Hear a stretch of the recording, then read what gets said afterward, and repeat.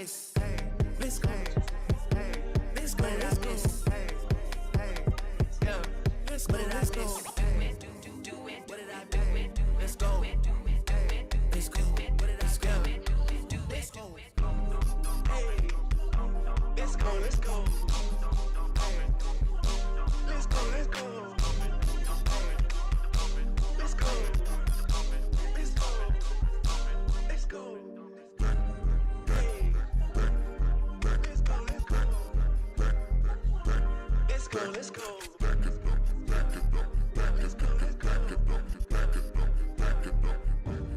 Bounce till we go. Hey, yeah, hey, what did I miss? Hey, yeah, hey, let's go, let's go, hey, let's go, hey, let's go, let's go, let's go.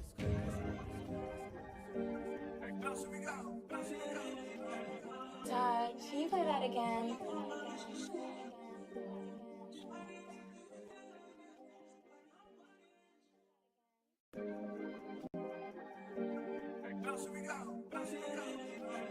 Todd, can you play that again?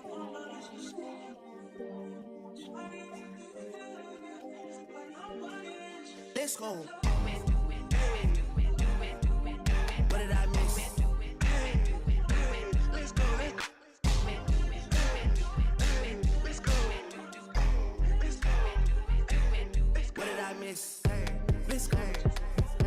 Let's go. Let's go. Yeah. Let's go. Let's go. What did I do? Let's go.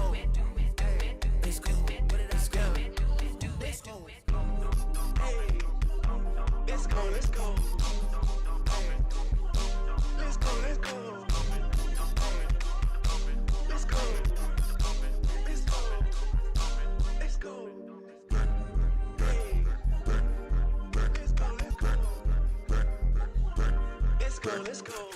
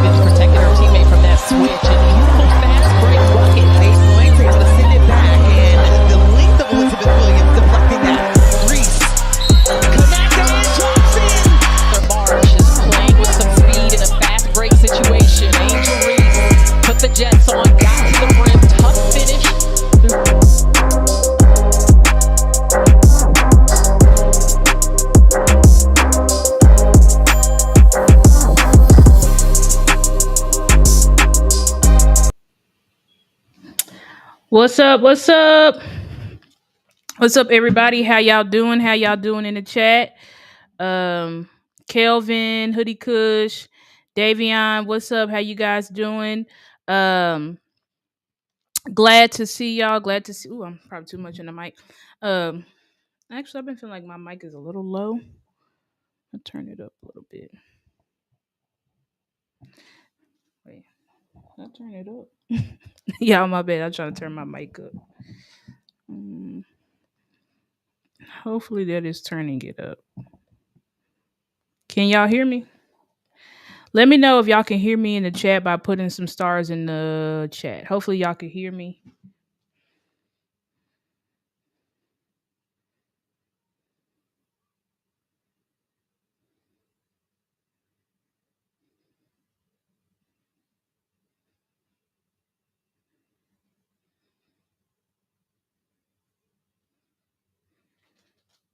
Let me know if y'all can hear me in the chat. Hopefully y'all can hear me.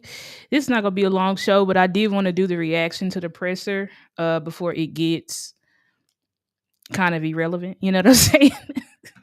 Because there might be a lot of more news happening. All right, good. Might be a lot of more news happening, and then these things become irrelevant. So I'm like, I kind of need to go live on it today. We're not gonna be watching the whole presser, because who got time for that? The whole presser is like an hour long. So if y'all want to listen to that, then you'll just if y'all want to listen to that, then y'all can go ahead and let me turn that down. It's probably too loud. Appreciate y'all. But yeah, if y'all want to go back and listen, I'll be putting the link in the description. But it should be the first, like one of the first videos on DallasCowboys.com actual YouTube page. So but anyway, we're going to get straight into the content. But y'all know, before we get into the content, please like the video. Please, please, please like the video. Please share the video. And also, please subscribe to Stargazer Sports if you haven't done so already. If you are a new watcher or a new viewer, please subscribe to Stargazer Sports. Let me see if this was fixed. Okay, my thumbnail was fixed. I don't know why it was messing up. But anyway, yeah, we're gonna get into this content, but just please hit the like button. What's up, JV? And to all my mods that are in the chat, if y'all could help, monitor the likes and just encourage people to do the likes, because when I'm rolling in the content, I'm not even thinking about telling people to like the video, to be honest, or share or subscribe. So if y'all could help me out with that, mods, that would be great. And I think a couple of y'all, JV, let me check and just make sure that y'all are mods. I think y'all are, but I'm gonna go through and just check real fast.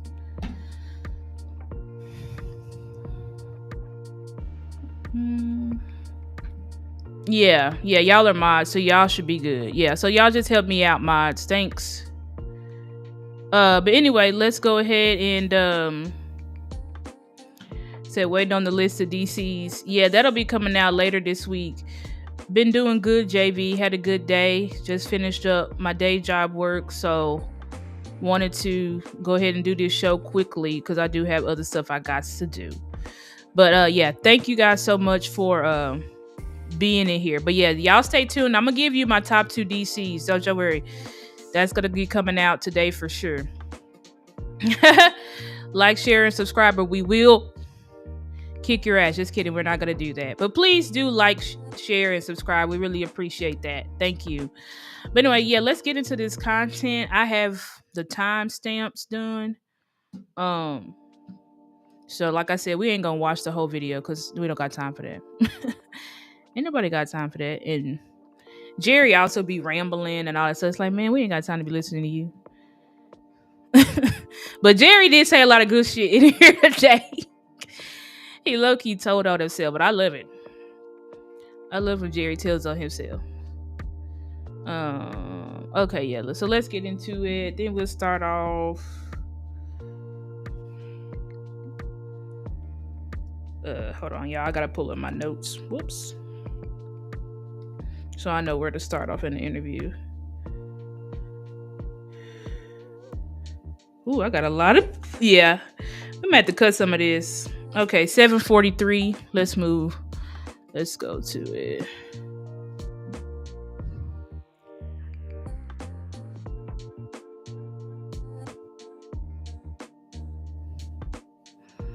And y'all give me a second, because y'all know I gotta get this loaded up.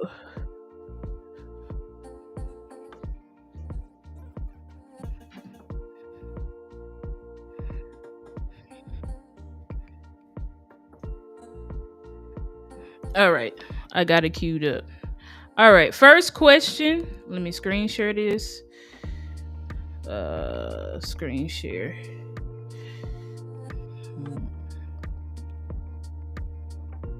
All right, y'all should be able to see it.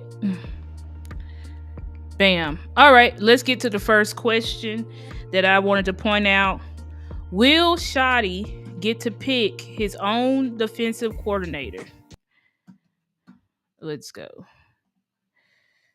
Clarence. Clarence Hill, Dallas Cowboys. My first question, Jerry, you intimated, outright said that you were the one who hired Matt Eberflus. Moving forward to the next coordinator, will Schottenheimer get to hire his own coordinator? Trump just said it. I'm running. Venezuela. Seriously. Schotty had everything to do with hiring Matt Eberflus last time, and that's not done as a negative. It had no way in the world he's here if Schotty didn't want to hear. Okay, let me be real clear about that. And he can tell you in his own words there. No way in the world if Stephen didn't want him here. But I particularly had a party when we got him to have him come in. And I was excited about having the uniqueness of his staff. The idea being you get, there is an advantage to having your proverbial, what kicked and still living to tell about it, having been hit in the foxhole and come on back and have a go. Okay. That philosophy has not worked several times around here, and y'all had me advocate it for the last 30 years. I like to have guys that have had hard times, and then they come back and get a chance to redeem it. One of the best things about all of football is you get to redeem yourself both on and off the field. If you're still active and a player, it's a redemption thing. On and off. One of the best things about all of football is you get to redeem yourself both on and off the field. One of the best things had hard times, advocate it for the last 30 years. I like to have guys that have had hard times, and then they come back and get a chance to redeem it. So as we pause there,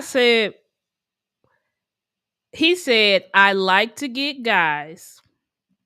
First of all, addressing if it was Schotty's hire, it was not Schotty's hire. It was not Schotty's hire. I don't care what Jerry say, he wouldn't have been here if Schotty. It's like, okay, this is probably how it happened. Jerry called Matt Eberflus up. Hey, Matt, heard you got fired from Chicago.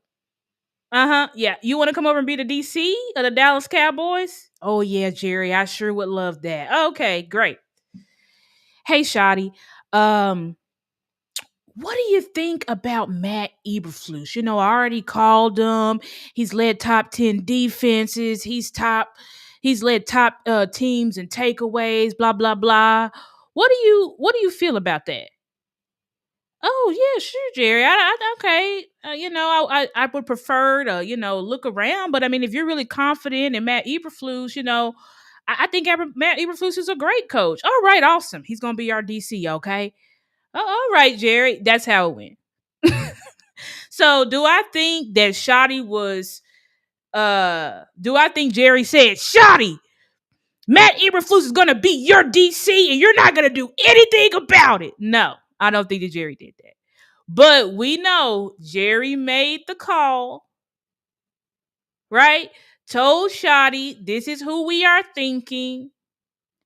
Schotty says, okay, I would like to have maybe done a search, but if you're confident in him, then let's go ahead and go with him. That's how it is. That's how I believe that it happened. Second thing Jerry said, Jerry just told on himself. This is how, you might say, well, how did he turn on himself? This is how he turned on, not told on himself. Jerry just told on himself. You may say, well, how did he tell on himself? He just told on himself because he just said, I pick coaches because I pick coaches who have a redemption story. AKA, I pick coaches that are desperate. That is the bottom line. He's saying historically, I have picked coaches that are desperate. And I like to pick coaches that are desperate because of why? It sells. It sells. It's nothing more beautiful than a Cinderella story, than a rags to riches story. So Jerry likes getting those failed coaches who are down and out. They come over to Dallas. They redeem themselves, right? Because it sells. It's what's marketable. It's what people believe in. But let's keep listening to him because let's listen to how his thinking is today compared to how his thinking has been in the past. One of the best things about all of football is you get to redeem yourself both on and off the field. If you're still active in a player, it's a redemption thing. And you've got that, and it will cause a lot of what you've done not satisfactory to be forgotten. Football does that for people, coaches and players. And so I say to our fans, the way we've done it, I'll assure you that the way we've done it in the past, that alone will cause me not to do it that way now. Boom. Did y'all hear that? Let's replay it. Hold on, let me play it. That alone will assure you. I say to our fans, the way we've done it, I'll assure you that the way we've done it in the past, that alone will cause me not to do it that way now. That alone. That's simple logic. If whatever we've been doing to do it in the past there, we need to change that, that'll happen. That's what you have to do when you're doing it, making the ultimate calls. We'll make it the same way that we've made all of the calls around here on staff. I wouldn't make a call if Stephen didn't agree with the call. I wouldn't make a call if we're involved with a player and somehow Will wasn't involved in the decision of making the call. I wouldn't do that. And by the way, those guys and me, we take a lot of opinion. If you want to criticize me for anything, it is that maybe I should make a lot of uninformed calls or contribution to the decision calls. But I've done it with consistency since the day I walked through the door here.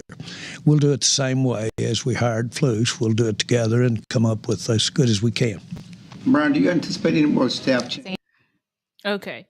So I like, let me take, and I got that comment. Let me check out the comments.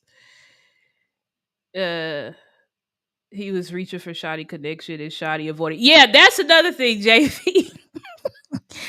Schotty, and y'all could go back and watch the interview word for word. You ain't gonna see Schotty ever co-sign that he picked Matty Reflus or he was just as involved. Schotty don't even address it. That's how you know, Jerry, shut up and stop lying. We know it was you. Stop lying. But what I like to hear, of course, we've got to see it, but what I like to hear is, and y'all make sure, I see more of y'all coming in, please make sure you're hitting that like button as it says there on the bottom of the screen. But what I do like to hear is that we're not going to do that again. That's the way I've been doing it, but I'm not going to continue to do it that way. So I like the self-reflection. I like the honesty, telling the truth, because we already knew that Jerry did this. We already knew Jerry liked desperate coaches. Jerry likes coaches that are down and out because he likes the story. And because they're cheap as well. I don't know if anybody said that in the comments, but he likes the story and because they're cheap. What's up, Blue? What's up, Blue? Glad to see you. But anyway, y'all know I can't be too I'm not gonna talk too much because I do want to get through this interview and it's a lot of clips. But that was an important thing you said there, JV. He says, I feel like, yeah, so I ultimately feel like the answer is yes, Schotty's gonna get to pick his DC. But of course, Jerry and Steven have to be on board with the pick. There will not be Schotty just going to make the pick and we're not on board with it. Basically, it's what I heard. Schotty will get to pick, but we're going to make the decision together as a collective, which Jerry claims is how we always do it. But we know that's not how you always do it, shit, Jerry. So stop lying. Okay. Anyway, moving on to the next clip. This next clip is head coaching experience a must for the new coordinator? Let's see. Evaluate things after that? Jerry, actually for all you guys, Todd Archer with ESPN. Is head coaching experience a must for the new coordinator? And if it isn't, is a first-time coordinator a possibility for y'all to look at as well? No, yes. Yeah, you ask a good question. And no, yes. No, it's not a requirement, having been a head coach. And yes, it's possible to have a first-time coordinator. Shortest answer you've ever given. So that also reemphasizes what? We are not going to go with the same old criteria that we've been doing. Because Jerry is basically saying, like, in the past, yes, I have favored head coaches, especially ones who have been down and out. He just explained that. He just said, like, well, I forgot the exact word he used, but he basically said, I like to restore coaches, right? I like coaches who have been down and out. Now they come to the Dallas Cowboys and they can make a story or, redeem themselves. I think that's what he said, redemption. Jerry likes redemption coaches, but he just said this year, we're not doing that. We're not, let's just go get a head coach with experience. He said, no, we're not going to do that. Yes, it's not a criteria this year. And yes, we will be open to hiring a first-time coordinator, which I love because, as y'all know, my 3 through 5 picks are not currently coordinators in the NFL, and they have not been coordinators in the NFL. Well, one is a passing game coordinator, but none have been defensive coordinators in the NFL. So that makes me happy because I know that my picks will actually be considered. And I did tag Schotty in my coaching picks. And I think Schotty saw it because y'all gonna hear what Schotty said he wants from his DC in this next clip. And well, no, not in this next clip, but this clip after next, y'all gonna hear what Schotty wanted his DC, and it's literally what I said, word for word. Okay, but let's keep playing. What's the next clip? Okay, here's the next clip, which is why were we so ass on defense? It was different things every week. And, some of the struggles in the pass game when we were playing zone, and then some of the struggles in the pass game when we were playing man-to-man. And, you know me, the number one thing that you want to do is stop the run. I thought we actually did that in the latter part of the season. I think where we ultimately came up short was we weren't able to take the ball away. You look back at our shortcomings and the team's playing this weekend, and I agree with Jerry. I'm sick that we're not playing this weekend. We're good enough to play this weekend. Unfortunately, starting with me, we didn't play good enough in terms of the ball. -9 in the giveaway takeaway ratio. That's terrible. It's terrible. And so we have to protect the football on offense. We did not do that at a high enough level. And quite frankly, we did not get enough turnovers. Why? Turnovers create momentum. There's game-changing plays. And as we go back through the season, we look at it, those are going to be certain things that we'll identify. And that's the process that's kind of already started. John Machado, Athletic. Brian, what are you looking for specifically for your next defense coordinator? Yeah, I think John, a teacher. I love what Jerry said. We want to cast a wide, net of candidates and find someone that's a great teacher, a great communicator. You guys know me; you're around me a lot. I'm full of energy and love what I do. I think someone that's passionate about football, but the ability to take what is complicated information. What we ask our players to do in all three phases is complicated. We want guys that can say complicated information in a simple manner. And if I say something to you that you don't understand, I need the ability to say it a different way. The same message, different way, because how you learn might be different than how Nick learns or how Ed learns. And I think that's the starting point for me. And then for Jerry. Okay, great. Let me mute this so that you can get past this. But if you watched my video yesterday and look at what I tagged, let me bring it up on Twitter. Bruh, I swear to God. My tweet. Schotty saw my tweet for sure. Let me pull it up. Because I sent this to Schotty literally yesterday. Where's my profile at? Profile. Where is it at? Because I put out my 3 to 5 picks. Come on. Boom. Look at this. Let me click on the post. Can y'all see this? Yep, y'all can see it. This is what I just sent to the Dallas Cowboys and Schotty yesterday. I say, here are my top 3 through 5 candidates for the Dallas Cowboys and Coach Schotty, defensive coordinator. All 3 fit my DC criteria. Talent developers, right? Emphasize technique and fundamentals. Emphasize takeaways. Teachers, high energy. Did Schotty not just say all of those things?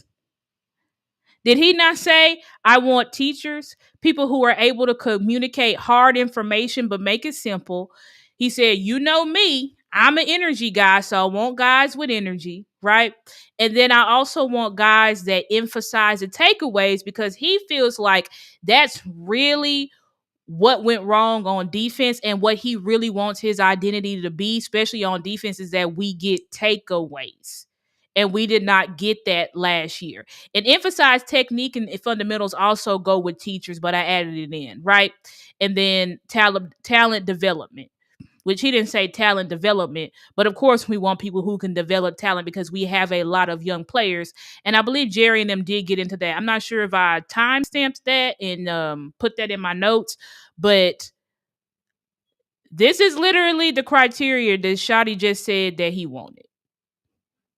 Not first time head coach, a head coach experience, DC experience, or whatever. He just said, these are the principles that I want. Specifically, these 3, he said word for word. Takeaways, teachers, high energy.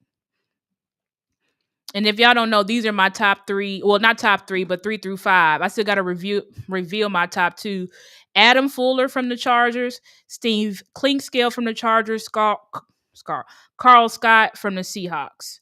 But let's keep listening. We're gonna go over to what Jerry thinks about. Will Jerry be more active in free agency, and how do they think they did with free agency this year? Pretty much.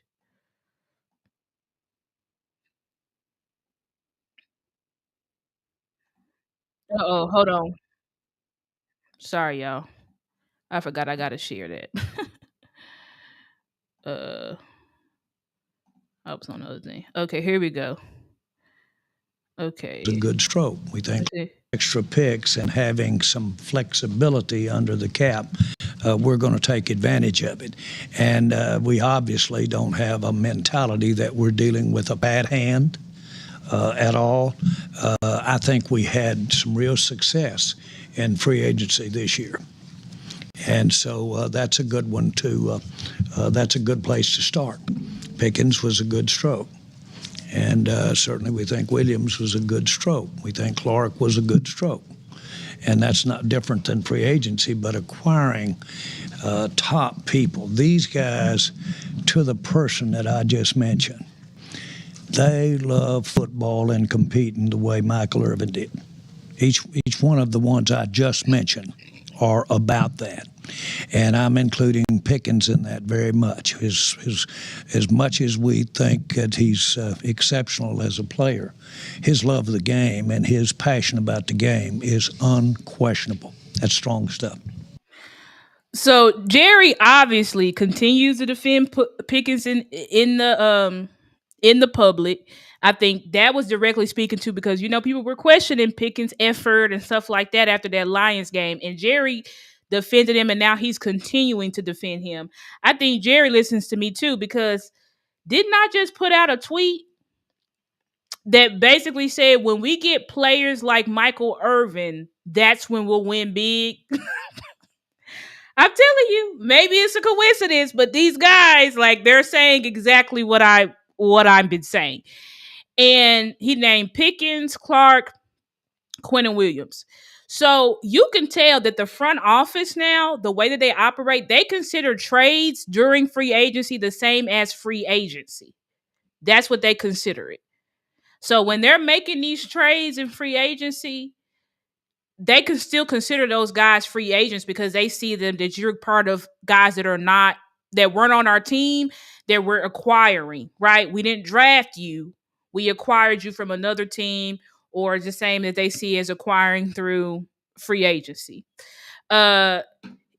JV asking, was Murray a success? No. Was Sanborn a success? No. What the hell is going on? Somebody try to call me or something? I don't know what happened. Can y'all hear me? Let me know if y'all can hear me in the chat. But those guys clearly, JV, were not a success. Murray, Sanborn, Miles Sanders. But the ones that he named were a success. Clark was a success. Quentin Williams was a success. Pickens was a success. What they need to do is, when it comes to the what's it called? When it comes to the, because what Jerry just named, those are superstars. Those are superstars. What we need to do is get better at filling just the not the superstars, but the role players. Because who you're naming, Murray, Sanborn, Miles Sanders, those guys were brought in to be role players, but they could not even play the role. So what we've got to focus on as an organization is, how can we bring in the role players to support the superstars? Because we're glad for the superstar. We're glad for Pickens. We're glad for Quentin Williams. We're glad for Kenny Clark.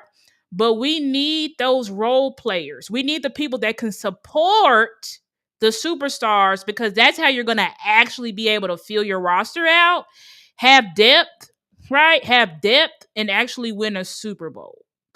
But then let's go to this one. Jerry looked in the camera at this. I was like, oh. And I believe Jerry. Let me see. I'm gonna just go right here. You see, in my mind, how much that meant to the Dallas Cowboys and our fans to have Dak Prescott out here. But when we signed him, we took on a real direction of doing things that are really friendly to his future with the Cowboys. Right here is a big result of that. Brian was very friendly to the future of Dak Prescott in terms of just the proximity to Prescott's career. It's important for us to protect him. Now, it's also very important that we alleviate some of the pressure of never having good field position or of the type of thing that a balanced offense-defense does for you, as far as what it can do for your quarterback. But again, if it's not obvious, I think it's very plain as the nose on your face. Everything we've done is because we made a choice to build and complement what Dak brings to the table. Does it mean that we shouldn't have a backup for Dak in case he's not available? We should, of course. But that's where our emphasis is, and that has dictated, since we made that decision, that's dictated a lot of our decisions around here. So I'm going to let that play, but no free promo. That's all right. It's going to go away. Okay. This next defensive coordinator and having the conversations. What kind of style? And then when you guys are being for this next defensive coordinator and having the conversations, what kind of style, what kind of scheme are you guys going to be looking for that you think can maximize that side of the ball? Well, I'm going to let Brian and Steven, you guys answer that. I'd like to take a double handful of this guy's qualities right here and say, now that's what we're looking for over on the defensive coordinator. Real passion, real enthusiasm, great, I'm talking double great, ability to communicate with players. I'll start right there. Brian. Yeah, and what I would say, Nick, is, again, at the end of the day, we've had this conversation a lot. The best coaches, in my opinion, are flexible. So we're not going to pigeonhole ourselves and say, hey, we have to be 3-4, 4 down, whatever it is. I mean, I've been in the West Coast system, the digit system. Hell, I played for Steve Spurrier in the fun and gun, right? Good coaches take their players that they have. They've got an identity. They take their players and they fit their players into the model that fits what they do well. And that's their players, and they fit coaches digit system. Hell, I played for Steve Spurrier in the fun and gun, right? Good coaches take their players that they have. They've got an identity. They take their players and they fit their players into the model that fits what they do well. And that's why He said, good coaches. Shots fired. Shots fired at Matt Eberflus. Good coaches take their players and they figure out what they do well. They have an identity. So Schotty's like, you can't have, see, this is what Schotty, and this is why I'm looking at DCs that know how to be multiple. Believe in versatility, player versatility.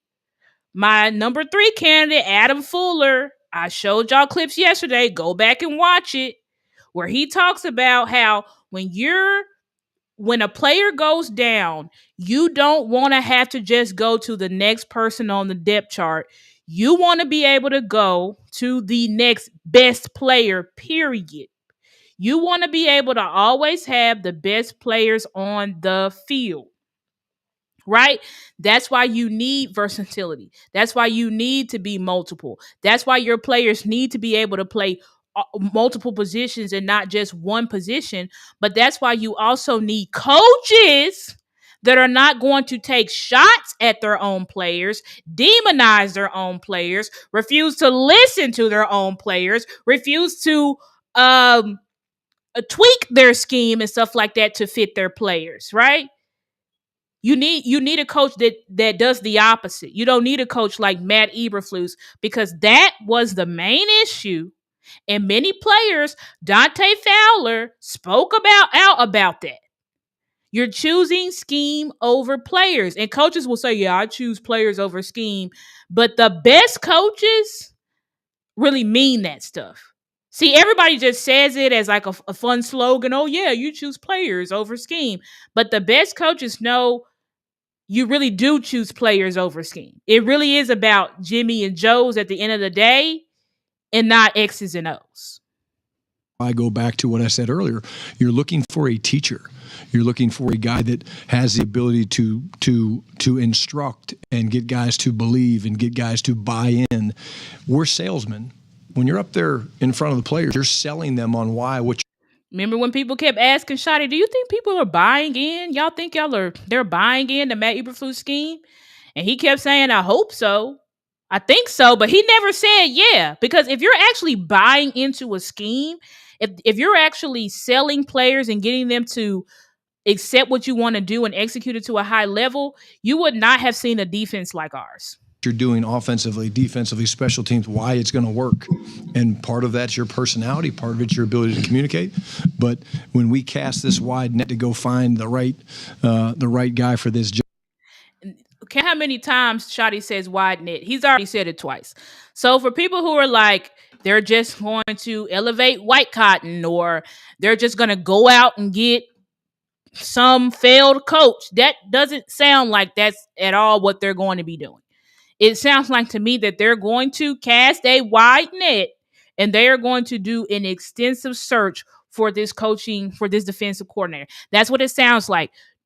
Do we know if that's what they're going to do? No. They could turn around tomorrow and just hire some other failed coach and do the same shit. But what they're saying is that they're not about to do that. Job, which we will find, no question about it. It's going to be the things that Jerry was talking about, but also the flexibility of, hey, we can do different things, because those are the things that when I talk with Jerry and Steven, those are the things that cause us problems, the flexibility and some of the unknowns and things like that. We brought on. So the flexibility, right? And that's true. The defenses that can do multiple things, that's why my top 2 candidates, one is elite at literally changing their defense week to week to specifically beat specific teams. One is elite, and an elite teacher and communicator. So I can't wait. I cannot wait to reveal who my top 2 defensive coordinators are. But now let's go into the building blocks of the defense. We talked about this the other day too. Who are the cornerstones on your defense? But let's listen to who the front office and the coaching staff believes are the building blocks on their defense. Oh my Lord. Yeah, let's let this Tom Brady Pizza Hut commercial go by. Gotta love commercials. Gotta love commercials. All right. We have got some building blocks over on defense that are serious to having a great defense, and these guys are they have a talent. To be leader, you got to be talented. If you are talented and are a leader, somebody that influences your players inordinately, you got something. Dak Prescott's maybe the best I've ever been around at being the combination of that. If you could sprinkle that through the rest of your roster, you have gained on it, folks. And we've gained on it. That's what I'm trying to say. We've really, from where we were sitting here this time last year, we have made quantum leaps in my mind in the football character of our team. And one thing I'm going to add to that, just having exit meetings with those guys, you give Q, you give Kenny an off season. Imagine the influence they're already having an influence. When I ask the guys, hey, who are the leaders in the locker room? Who are the guys of influence? 4, 95, 97, 92, 0. You give those guys an off season, being around the other players, powerful. Tommy Arsh, that was Jerry. So Schotty just named you his locker room leaders and who the players say the locker room leaders is. 4, 95, Kenny Clark, 97, Osa, 92, Quentin Williams, 0, Overshown, right? Those are the locker room leaders where he considers. And I'm sure he probably forgot some because obviously CD was a captain and stuff like that. But, and when they're Kenny Clark, we have to extend him, I believe, because he doesn't have any more guaranteed money. So when they keep talking about Kenny Clark, this is kind of giving us clues that they're going to figure something out because you're identifying him as a building block. You're identifying him as a leader of your locker room. So if you're identifying him as that, then that must mean that you're going to pay him, right? That must mean you're going to pay him. They also mentioned that they believe Donovan Ezeraku is a building block, which obviously. But those are the building blocks that I literally named. Now I didn't say Osa. No, but I did say Osa. Osa is kind of like in between. You know what I'm saying? Maybe I'm being too hard on Osa, and we just got to get him in the right. But that's why I said we got to get a defensive coordinator that's going to get the players into the right scheme and that's going to fit the scheme to them and not force these players to do stuff that they're not good at. And JV, in the interview, I don't think I had the timestamp, but in the press conference, they said that they have not sent out any notices yet. They are still compiling the list, but Steven said this week they will start sending out requests to answer your question. Steven may have had more to say on that, but I'm going to just keep moving through. Oh, okay. Wait, 24. Okay, yeah, we can just listen to this next question because they talk about who are leaders and guys of influence. Building blocks and pieces you have on defense. As you've kind of evaluated the roster the last couple of days, where do you feel like you need to add in free agency or the draft, wherever it may be? What positions do you feel like you need more building blocks in? Steven, you can contend. Yeah, I think obviously linebacker. I mean, as we've mentioned, we love Overshown. I think he's a core piece of the defense, but certainly, we could use some help there at linebacker. And then I think secondary. It's always important to be able to cover the guys. And, between injuries, between Revel being a little slower getting into the mix, coming off his injury from college. He was obviously a little raw when you first get out there and you hadn't had a OTA practice or a training camp practice. And so y'all remember when Steven said that he was going to be back before week 1? Took him a while. So, I still think, though, we need, help in the back end. And certainly, obviously Clowney had a great finish to the last half of the season, and I think he's an important guy for us to add. He's free to add to the mix. And Brian, Tyler Smith told me today that he was going to meet with you about left tackle. All right. Y'all can listen if y'all want to hear about Tyler Smith, left tackle. But basically, Tyler Smith will be a guard. But if it comes to a point where somebody gets injured and we need the best 5, Tyler Smith will go out to tackle. And they talk about how that's the reason why they signed Tyler Smith. That's why they consider him a cornerstone. It's because he has the ability. They basically see Tyler Smith as Larry Allen.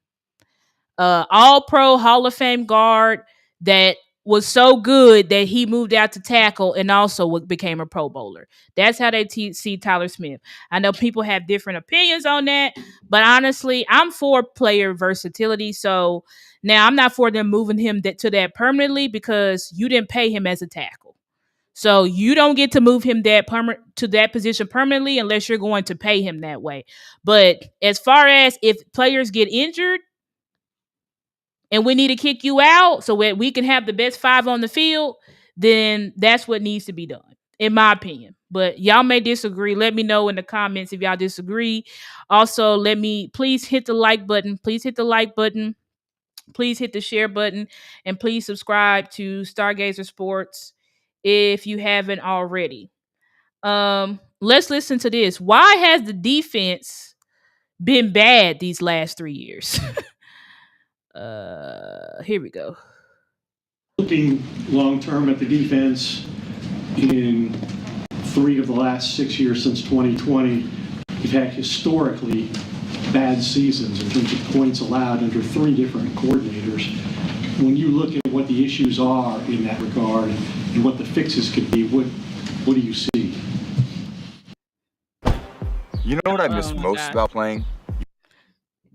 No, we don't care what you miss most about playing Tom Brady. Who are you asking that? I'll ask you. I'll exonerate Brian. Yeah. Thank you. Yeah. Thank you, Ed. I'm going to take another drink of water. No, I think that one of the principles that I have is I like, as I said earlier, I like people who have had some hard times. In general, I'm a sucker for hard times. And then I see them with skill and with the experience. And if given a chance to really excel, then they haul the leg off the chair to come do it. And that's really, if you look at it, you'll see that pattern in these hires. And I don't know that we deliberately had that written down, but certainly the ability to come back and get it on. And but we've got to widen that dimension, dismiss it, whatever you want to, and we can't let that criteria do it. I can tell you right now that there's a lot of reasons why that coming up off the mat is harder to do because you've had the wind knocked out of you, and you might not have the confidence, might not have some of those things, and I'm talking now generally here. But coming up off the mat, they should be heroes on coming off the mat. Boone Pickens was my greatest hero. And he got knocked down, knocked out when he was about 80. And he came back dead broke, had to fight over the China when a divorce, and fought over the China. And then turn around, and 5 years later, he picked a fine time to leave me, Lucille, and was a billionaire again. And he was so depressed during that time that he had to lift his leg out of the bed. To get out of bed, he didn't feel like going. And he overcame that and went. And I said the same thing before the National Coaches Association when he was being honored, that here's a guy that knows how to get knocked down and come up. And if you can do it when you're 80 and get there by the time you're 85, you sure as hell ought to be able to do it when you're 20, coming back up when you're 25. So those are the kinds of things that were in my thinking relative to the past. And so that's why that you see the pattern or somebody wrote in here the profile of where we are. So without dwelling on it, we're not going to follow necessarily that as a criteria profile. We're going to develop another good reason to be involved. But I don't mind telling you, it skewed my decision making. So that Jerry telling you straight up. That's why I said Jerry was completely honest. He said, listen, I'm a sucker for people who've been put down and punched down. I like comeback stories. That has been a criteria for me in the past, but it will not be that anymore. So he's saying the reason why y'all saw the pattern is because I keep picking. Accountability. Jerry said, I keep picking coaches that are desperate, that are down and out. And he said, but the issue with those coaches is it's hard for them to get back up. When you've been punched down, and he's saying you've been punched down, you're on the mat, it's harder for those coaches to get a comeback because you may not feel confident. You may not know things that need to be changed. That's why somebody like Matt Eberflus, you should have went in the barn like Mike McCarthy. You should not have went straight to another coaching job because you haven't even had time to analyze and see where did I go wrong. Right? You got Dan Quinn. He was another desperate coach who ended up leaving you, and I still believe partially costing you your 2023 playoff game because he was ready to go out the door. When you're constantly getting the same coaches, Zimmer, desperate, Dan Quinn, desperate, have been fired, Eberflus, desperate, you're going to keep getting the same results. Stop getting these desperate ass old ass coaches. That's why you're not going to see me have any recently fired failed coaches in my top 5. You're not. I don't want them. I don't want ya. Doesn't mean you could have never failed or, never been a head coach. I'm just saying that I don't want those. I just got fired or I'm out the league and now I need a job coaches. I don't want that. So let me see what's next. We almost done.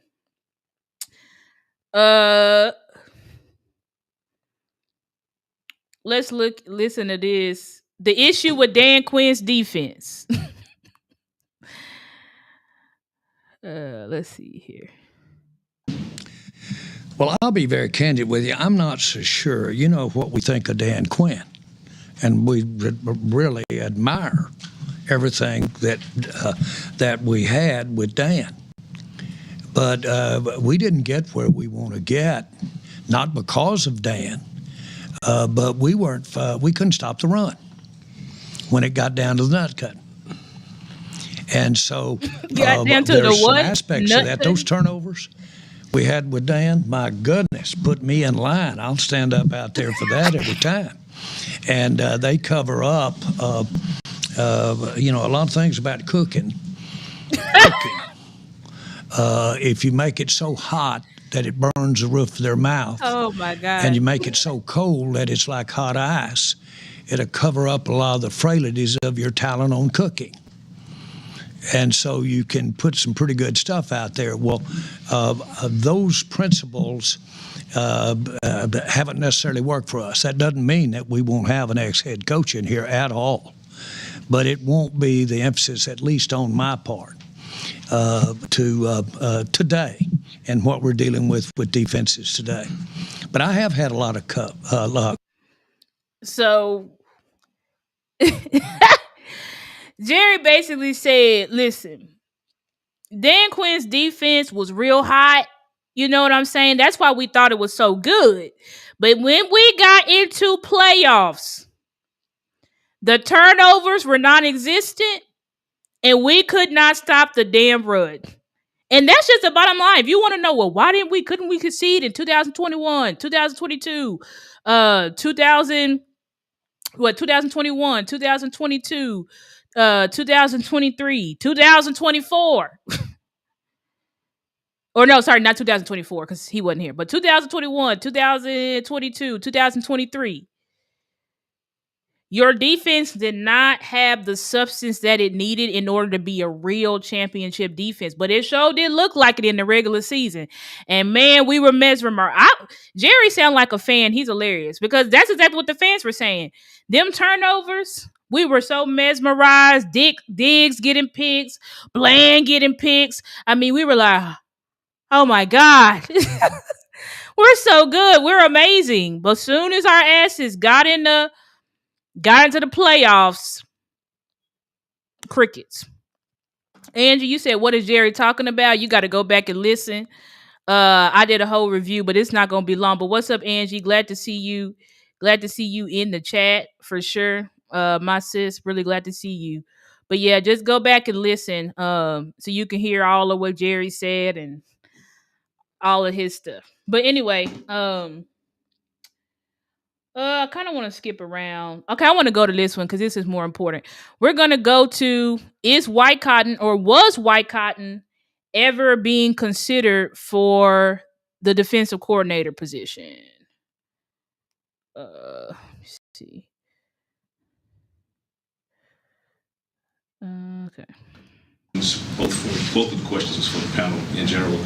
When you talk about the look for the defensive coordinator, Jerry said you guys are not adverse to someone who's not been a coordinator prior. On the back end of the season, after that 3-game surge following the Quentin Williams trade, when the defense kind of started to unravel, was there ever consideration to move on from Matt Eberflus at that time and maybe elevate someone like Aaron White Cotton so you could, give him a real-time interview to see if he had what you guys would be looking for in that role going forward? Yeah, I think, we at that time felt very strong that Flus is a damn good football coach and that we were going to work together, all of us. It's not just Matt Eberflus, okay? My name is on this record as well, and I take the accountability of that, right? I'm the head football coach, but Flus, the defensive staff, we felt like we were looking for examples, and we've talked about this. We came out of a tough stretch. We won 3 games in a row. We put ourselves really in a very good spot to be in contention for the playoffs, and we didn't finish. And so the answer to the question is no. We were playing every week to win, and I think that's what we're learning and trying to do because of the high goals that we have here to want to be a championship football team. So, sounds to me I don't know why I paused that, but sounds to me like White Cotton was never in the cards. And I know it was, kind of rumored. Some of us kind of suspected that he was, but it doesn't seem like he was ever in the cards. I'm not even sure if they're going to give him an interview. They could, but I'm actually happy because y'all know that I said I think we should clean house. We should clean house on that side of the ball. We got to clean house. I just don't think White Cotton. I didn't like the development on the D-line. There were players like Sam Williams, like Dante Fowler that we were geeked about that just really regressed off a cliff. So, yeah, I'm definitely not in. I want them to clean house on that side of the ball, to be honest. So I'm glad that they didn't really consider White Cotton. And it sounds like they're not considering him. So that's good news because there are a lot of people and I was thinking what are these MFers just elevate White Cotton? But it sounds like to me it's not going to be just an elevation. They are going to do an extensive search is what they're saying that they're going to do. Again, are they really going to do it? We don't know. Time will tell. Okay, this next question is about special teams because I know many people want to know about that. But changing gears, Clarence asked earlier about potentially another coordinator change. When you guys look at your special teams unit, it was the best in the league over the past couple of seasons or more. Took a huge step back in a lot of different categories. I know you said you guys are going to do evaluation with Nick Sorensen and whatnot. Whether you choose to move on from Sorensen or not, what do you guys feel is the biggest thing that needs to happen to make sure that you guys' special teams unit gets back to where it was? Yeah, it's funny, Patrick, because Jerry and I actually, with Steven, we talked about this last year. We have to figure out a way to not have penalties. The penalties on special teams, I think we were 31st in the league. and whether people are seeing the star on their helmet and they think we hold. But, we have to be cleaner because Jerry talked about the field position. We're explosive offense and things like that, but we have to be cleaner with our hands. We have to make better decisions, full speed. I think, we're figuring out that the bigger bodies, I'll speak to Brevin Spun Ford. I mean, here's a guy who hadn't played any special teams. He was dominant. So, again, it's year one. And, again, great exit interview with Terp. There's things that Terp feels like, hey, I can do better with this and all that. So as we go through the process, again, I think you'll see us make adjustments because the standard is the standard, and it was not high enough in that phase either. So many people take that as, I know John Machota, shout out to John Machota, he put out like, it sounds like he's not going anywhere. We're talking about Nick Sorensen.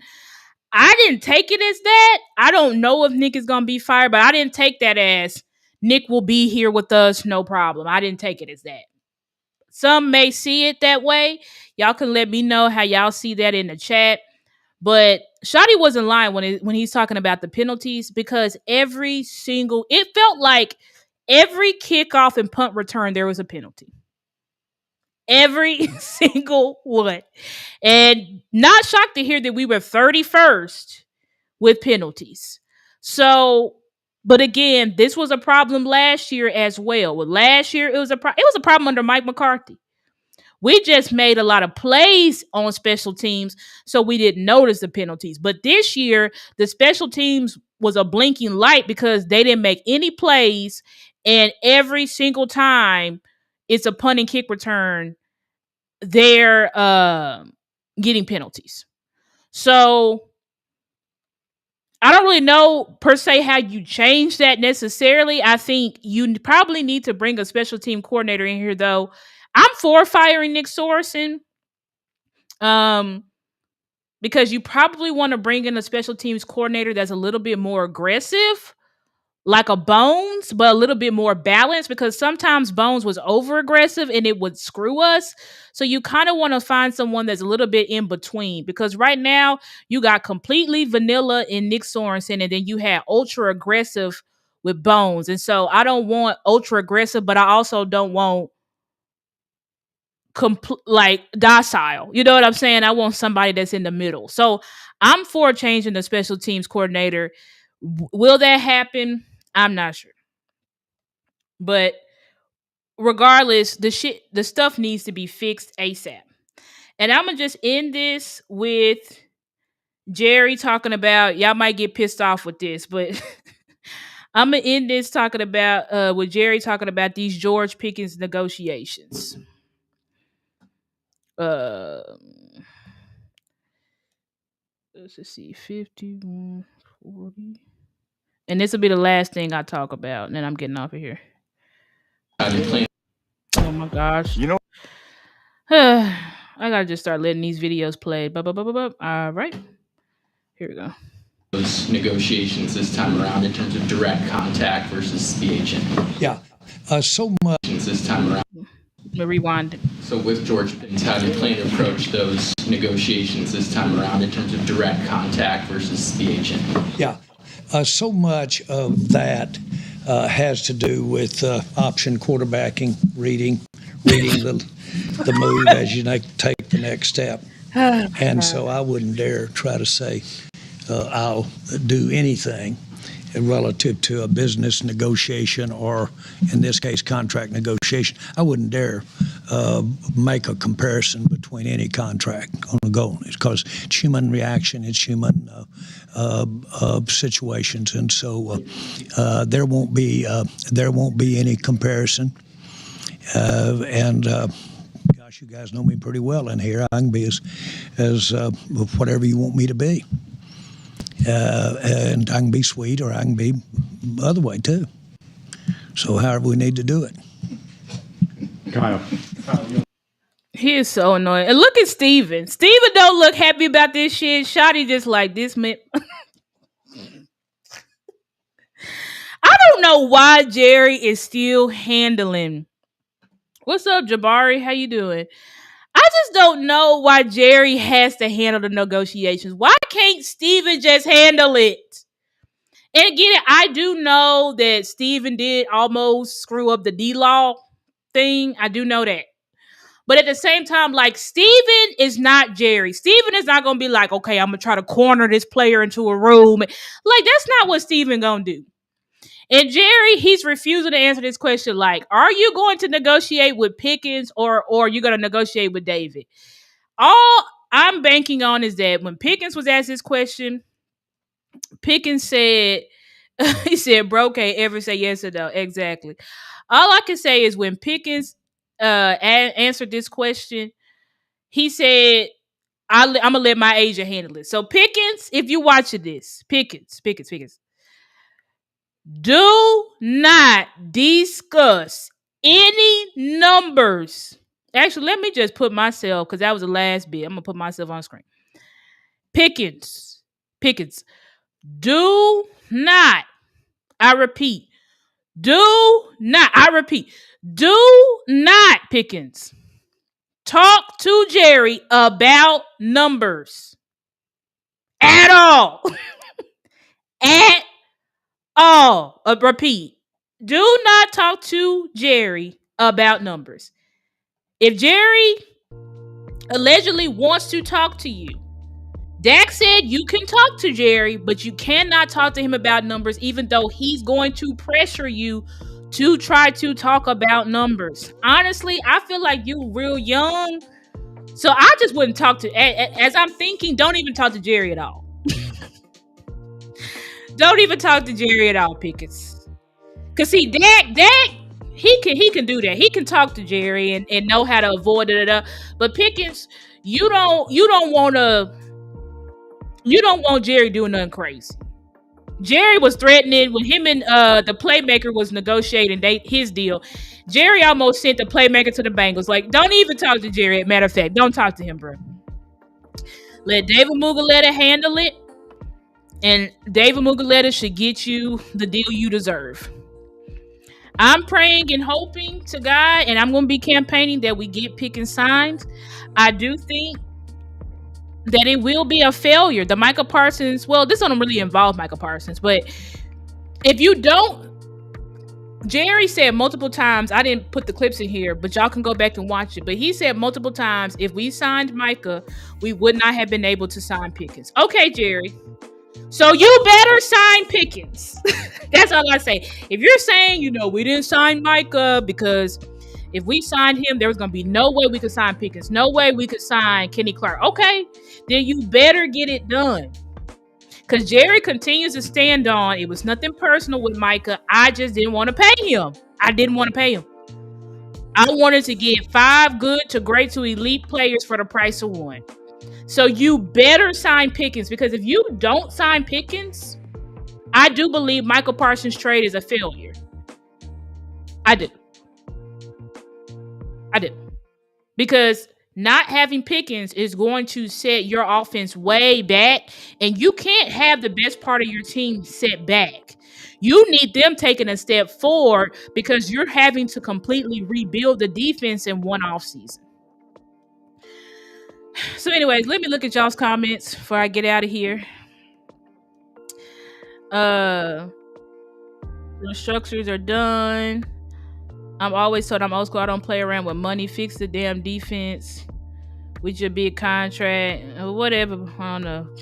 Fane Nip, I be seeing you at other people's channel. You a Dak hater, but I'm gonna leave you alone. What's up, Ty? Glad to see you. Don't confuse old school with emotional. Okay. But yeah, glad to see you, Ty. But yeah, do not, under any circumstances, Pickens, talk to Jerry.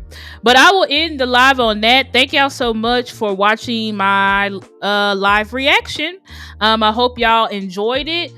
Please like, share, and subscribe. Also, please donate to Stargazer Sports if you would be so kindly, which is $ Stargazer Sports. Thank y'all so much. Stay for the outro video so that you can see my social medias. But until next time, peace. Love you guys. In perspective, she has 2 3-pointers tonight. She had made 4 total for the season coming into tonight.